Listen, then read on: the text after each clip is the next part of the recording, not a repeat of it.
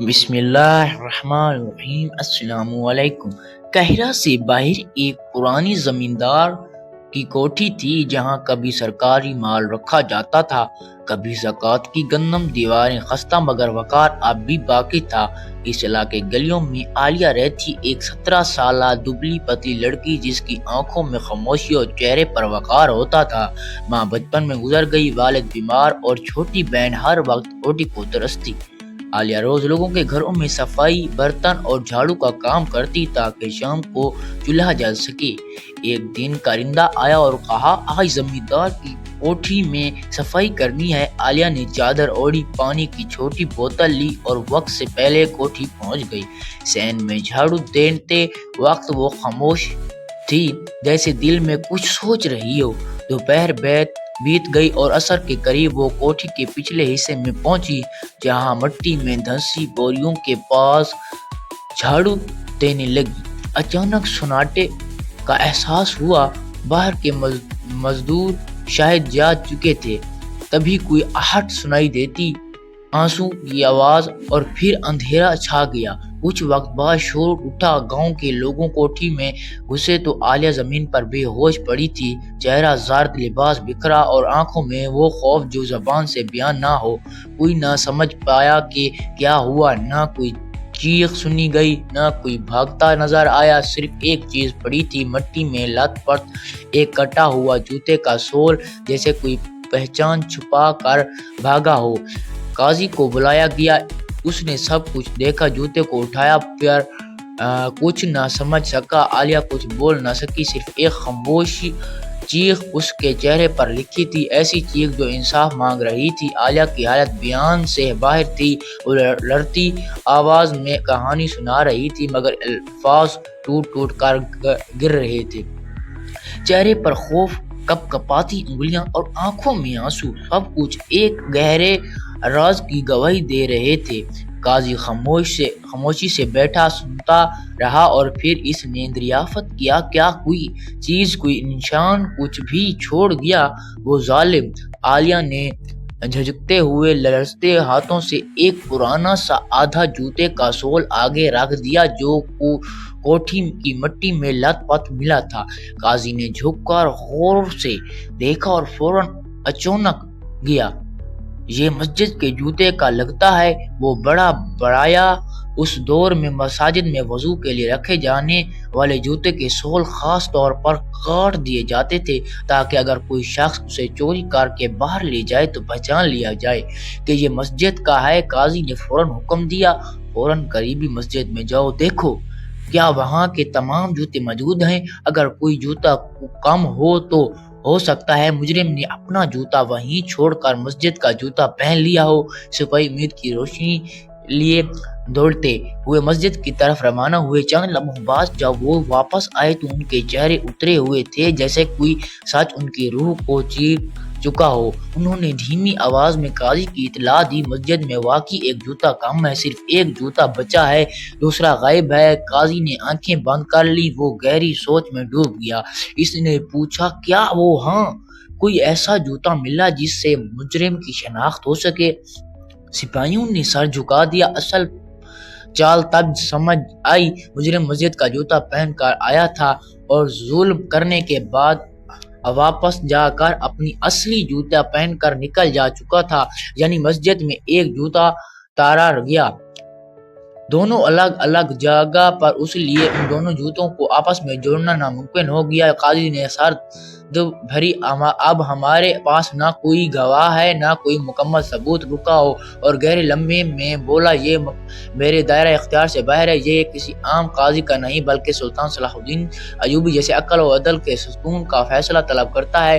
اس دربار سلطانی میں پیش کیا جائے۔ مقدمہ لے کر جب قاضی سلطان صلاح الدین ایوبی کے دربار میں پہنچا تو دربار کی فضا میں ایک عجیب سا سکوت چھا گیا، جیسے الفاظ کہیں غائب ہو گئے ہوں اور صرف دلوں کی دھڑکنیں باقی رہ گئی ہوں۔ عالیہ کی جھکی نظریں، کپ کپاتی آواز اور اور ہاتھ میں تھما ہوا وہ آدھا جوتے کا سول جب سب کچھ جیسے ایک خاموش چیخ بن گیا تھا۔ سلطان نے قاضی کی ساری بڑی خاموش سے سنی، نہ حیرت کا اظہار، نہ غصہ، نہ کوئی جلد بازی، وہ صرف سنتے رہے گا گہری ٹھنڈی نظروں سے۔ جب قاضی نے وہ آدھا جلایا ہوا مٹی سے اٹا ہوا مسجد کے جوتے کا سول سلطان کے سامنے رکھا تو دربار میں ایک دم خاموشی چھا گئی۔ سلطان نے اسے ہاتھ میں اٹھایا اور دیر تک دیکھا اور بس اتنا کہا، یہ معمولی چیز نہیں، اس میں کوئی راز چھپا ہے۔ یہ الفاظ کسی گرجدار آواز میں ہے نہیں بلکہ ایک ایسی پرسکون لہجے میں کہے گئے جو دل کو چیر جائے۔ سلطان نے اب پھر آنکھیں بند کر لیں جیسے وہ اب اس جوتے کو نہیں کسی مظلوم کی چیخ کو سن رہے ہیں۔ وہ بار میں بیٹھے لوگ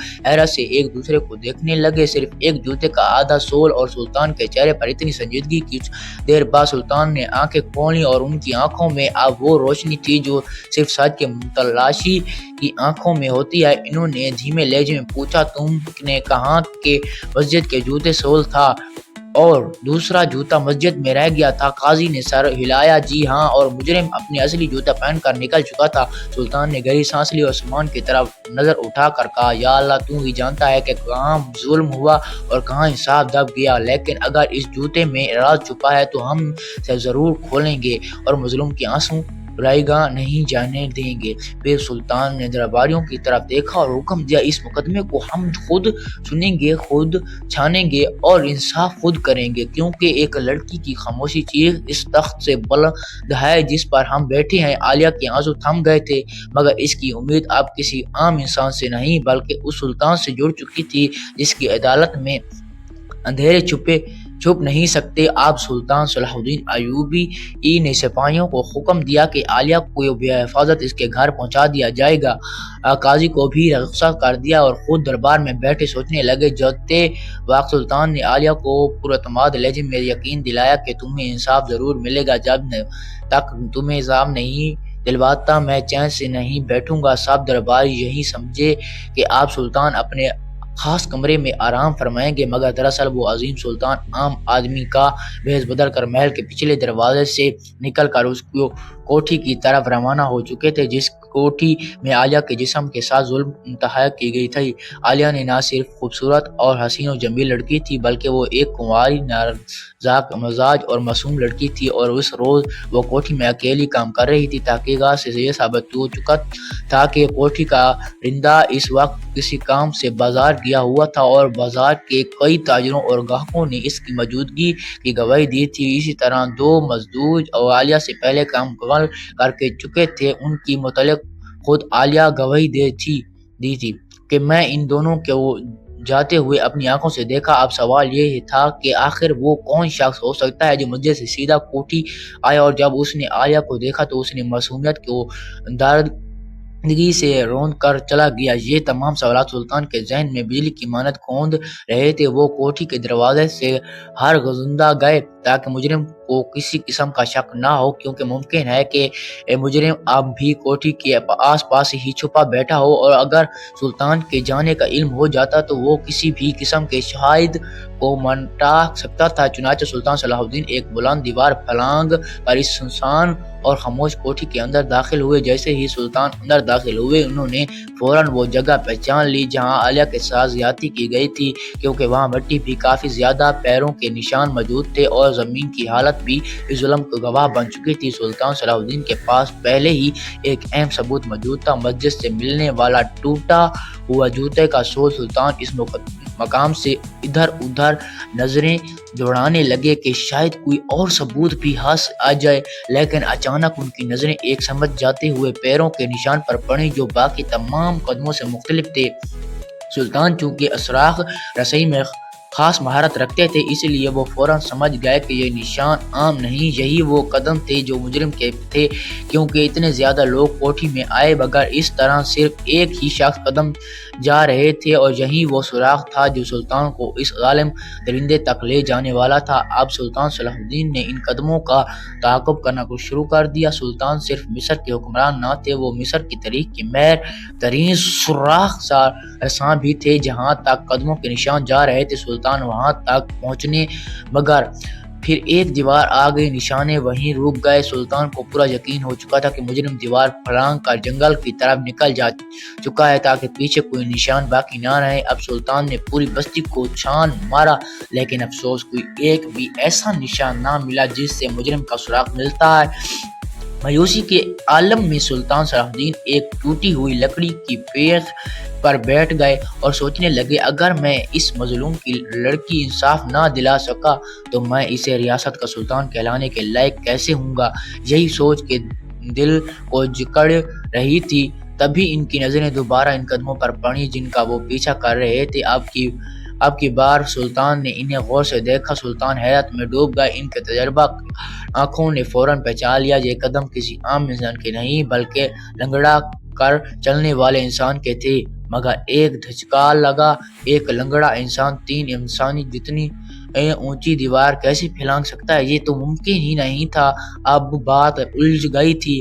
پھر سلطان نے سوچا، اگر یہ مسجد کے جوتے تھے تو یہ مجرم یقیناً اسی بستی کا ہے۔ وہ مسجد میں آتا ہوگا، لیکن سلطان کو بستی کے تمام لوگوں کی حالت معلوم تھی۔ اس پوری بستی کوئی ایسا شخص نہیں تھا لنگڑا ہو۔ اب سلطان کے ذہن میں ایک اور خیال آیا۔ وہ دربار قدموں کے نشانیوں پر چھکے اور اس بار جو کو دیکھا اور انہوں نے ہلا گیا، وہ نشان اصل میں کسی لنگڑے نہیں انسان کے نہیں تھے بلکہ کوئی شخص جان بوجھ کر لنگڑا کر چل رہا تھا تاکہ بات مکمل سمجھ آ چکی تھی۔ یہ کوئی عام مجرم نہیں تھا بلکہ بہت چالاک اور شاطر تھا۔ اس نے جان بوجھ کر لنگڑا کر چال چلائی تاکہ اگر سلطان یا قاضی اس کے نشان دیکھیں تو وہ کسی لنگڑے انسان کو تلاش کریں اور ایسا انسان بچ نکلے گا جو اصل میں بالکل تندرست ہے۔ مگر مجرم کو کیا خبر تھی کہ اس سرزمین پر جہاں چالاک مجرم ہیں وہاں عقل مند سلطان بھی ہیں۔ اب سلطان صلاح الدین کے ذہن میں ایک ترکیب آئی۔ سلطان فوراً محل پہنچے اور اعلان کر دیا، مجرم پکڑا گیا ہے اور کل اسی بستی میں جشن منایا جائے گا جس بستی کی بیٹی عالیہ کے ساتھ ظلم ہوا تھا۔ اب وہ وہی بستی جشن منانے والی تھی۔ لوگ حیران تھے، آخر مجرم کون ہے؟ عالیہ سے پوچھا گیا تو اس نے کہا، جی میرا مجرم پکڑا گیا کیونکہ سلطان نے اسے پورا منصوبہ سمجھا دیا تھا، مگر یہ صرف ایک چال تھی۔ اگلے دن جب بستی میں جشن کا آغاز ہوا تو سلطان نے ایک عجیب مقابلے کا اعلان کر دیا۔ جو انسان سب سے انوکھے اور محکمہ خیراندام میں چلے گئے اور جس سب سے زیادہ لوگ ہنسیں گے، اس انعام میں 1000 سونے کے سکے دیے جائیں گے۔ لوگ خوش ہو گئے، پورا میدان بھی بھر گیا۔ بستی کے جو لوگ عجیب و غریب چلنے میں ماہر تھے وہ آگے آئے، کوئی پیچھے کی طرف چلنے لگا، کوئی ایک ٹانگ پر رکھ کر، کوئی جھوم کر۔ ہر ایک پر لوگ تالیاں بجاتے، ہنستے، خوش ہوتے۔ لیکن اچانک ایک نوجوان میدان میں داخل ہوا۔ پہلے وہ بالکل نارمل انداز میں چلا، پھر اچانک اس نے ایسی چال چلنا شروع کی جو بالکل لنگڑے انسان جیسی تھی، اتنی فطری، اتنی حقیقت سے قریب کہ خود سلطان بھی حیران رہ گیا۔ پورا مجمع دینے لگا، لوگ بے تحاشا تالیاں بجا رہے تھے، لیکن سلطان وہ صرف زمین پر پڑے اس نوجوان کے قدموں کے نشان دیکھ رہے تھے، کیونکہ وہ نشان بالکل ویسے ہی تھے جیسے کہ سلطان نے دیوار کے پاس دیکھے تھے۔ اب سلطان کی آنکھوں میں وہی منظر گھومنے لگا۔ اچانک سلطان نے فوراً اعلان کیا، اسے گرفتار کرو، یہی عالیہ کا مجرم ہے۔ یہ سنتا تھا کہ میدان میں سناٹا چھا گیا، لوگوں کے چہرے زرد پڑ گئے، پورا مجمع سکتے میں آ گیا۔ کہا جانے لگا، یہ کیسا ہو سکتا ہے؟ ابھی تو ہم جشن منا رہے تھے۔ لیکن سلطان کی آنکھیں دھوکہ نہیں کھاتی تھیں۔ جس نے عالیہ کی عزت لوٹی تھی آج خود لوگوں کے سامنے ننگا ہو چکا تھا۔ تمام لوگ حیرت سے ایک دوسرے کو دیکھ رہے تھے کہ آخر سلطان نے ایسا فیصلہ کیوں کیا؟ یہ سب کیا ماجرا ہے؟ اتنے میں ایک بزرگ نے کھڑے ہو کر کہا، حضور آپ تو فرمایا تھا کہ مجرم پکڑا گیا، تو یہ سب کیا ہے؟ سلطان صلاح الدین نے مسکرا کر کہا، میں نے صرف ایک جال بچھایا تھا اور مجرم اس میں خود ہی پھنس گیا۔ پھر سلطان نے وضاحت کی، جب اس کی کوٹھی میں گیا تھا جہاں یہ جرم ہوا تھا تو میں نے زمین پر قدموں کے نشان دیکھے تھے۔ وہ قدم ایک لنگڑے انسان کے تھے، لیکن میں اس بستی کی ہر فرد کو جانتا ہوں، مجھے معلوم ہے کہ یہاں کوئی لنگڑا انسان نہیں۔ تب ہی میں ہمیں گیا کہ کسی انسان نے جان بوجھ کر گمراہ کرنے کے لیے لنگڑا بن کر چلنے کا ڈھونگ رچایا کہ پہچان نہ جا سکے، اسی لیے میں نے جشن کا اعلان کروایا اور اس میں وہی انداز چلنے کا مقابلہ رکھا، کیونکہ جو اس انداز میں چلنے میں میں ہے وہ انعام کی لالچ میں ضرور آئے گا۔ سلطان نے کہا، تمام لوگ چلتے گئے، میں ان کے قدموں کے نشانات دیکھتا گیا، لیکن کسی کے قدم جیسے نہیں تھے۔ میں پریشان ہوتا گیا، یہاں تک کہ آخر میں یہ نوجوان آیا اور جیسے ہی اس نے ویسے ہی چلنا شروع کیا، مجھے یقین ہو گیا کہ یہی وہ شخص ہے۔ سلطان نے نوجوان کی طرف دیکھا اور کہا، بتاؤ اصل ماجرا کیا ہے؟ نوجوان کانپتے لہجے میں بولا، سلطان معظم، میں اپنے گناہ کا اقرار کرتا ہوں، عالیہ مجھے بہت پسند تھی، وہ حسین، باحیا اور اس بستی کی سب سے خوبصورت لڑکی تھی۔ میری اس بستی میں ایک چھوٹی سی دکان ہے اور عالیہ کا گھر اسی گلی میں ہے، وہ اکثر کام کے لیے باہر جاتی ہے اور میری دکان کے سامنے سے گزرتی ہے۔ میں اسے دیکھ کر اپنی ہوش پر قابو نہ رکھ سکا۔ ایک دن میں نے اسے پیغام بھیجا اور پیش کیا کہ اگر وہ میری خواہش پوری کر دے تو میں اس کے گھر کا سارا خرچہ اٹھاؤں گا، اسے باہر جانے کی ضرورت نہیں ہوگی، لیکن اس نے انکار کیا۔ تب میں نے طے کر لیا کہ موقع ملتے ہی اپنی ہوش پوری کر لوں گا۔ وہ لڑکا روتے ہوئے بولا، جس دن میں نے ایک پرندے کو عالیہ کے گھر کی طرف جاتے دیکھا، مجھے اندازہ ہو گیا کہ وہ اسے کسی کام سے کوٹھی میں لے کر جا رہا ہے۔ جیسے ہی عالیہ اندر وہ پرندہ بازار چلا گیا، میں نے دیوار پھلانگی اور اندر داخل ہو گیا۔ مجھے معلوم تھا کہ دو مزدور جو وہاں کام کر رہے تھے وہ بھی جا چکے تھے۔ میں نے اندر سے دروازہ بند کیا، عالیہ تک پہنچا، اسے نشہ آلود کپڑا سنگھایا، بے ہوش ہو گیا اور اپنی ہوش مٹائی۔ پھر میں جس انداز سے آیا تھا اسی انداز میں لنگڑا کر چلتا ہوا چلا گیا تاکہ میں قدموں کے نشان دیکھ کر کوئی مجھے نہ پہچان سکے۔ میں سمجھا تھا کہ میں کامیاب ہو گیا ہوں، لیکن سلطان مجھے آپ کی ذہانت انداز نہیں تھا۔ یہ سنتے ہی سلطان صلاح الدین کے چہرے پر غصے کی شدت بڑھ گئی۔ انہوں نے ایک زردار تھپڑ اس نوجوان کے چہرے پر مارا، وہ زمین پر گر گیا۔ سلطان کے گرجدار آواز میں کہا، اسے گرفتار کیا جائے، پھر اس پر مقدمہ چلایا جائے گا اور اسے سخت سے سخت سزا دی جائے گی۔ اتنے میں ہی عالیہ بولی، سلطان معظم، اس کی سزا دینے سے میری عزت واپس نہیں آئے گی، یہ انصاف نہیں کہ بس اسے کوڑے مارے جائیں۔ سلطان نے نرمی سے پوچھا، تو بتاؤ تم کیا چاہتی ہو؟